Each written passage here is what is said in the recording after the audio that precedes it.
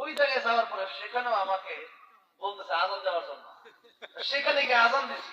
এরপর কাতার ধর্ম মন্ত্রণালয় সেখানে গেছি।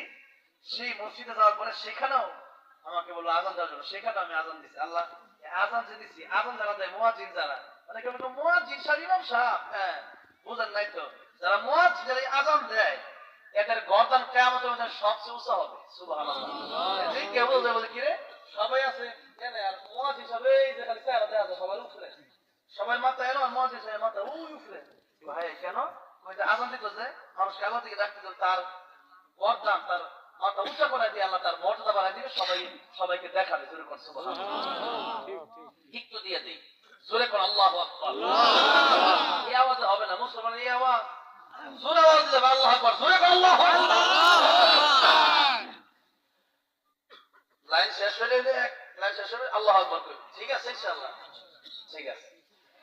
আল্লাহু আকবার, আল্লাহু আকবার,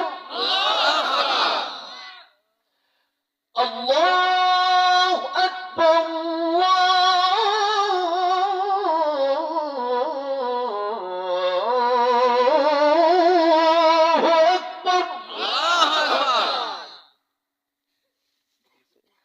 أشهد أن لا إله إلا الله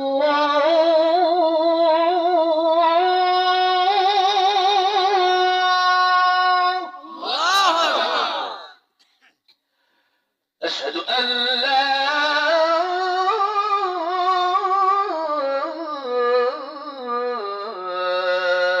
إله إلا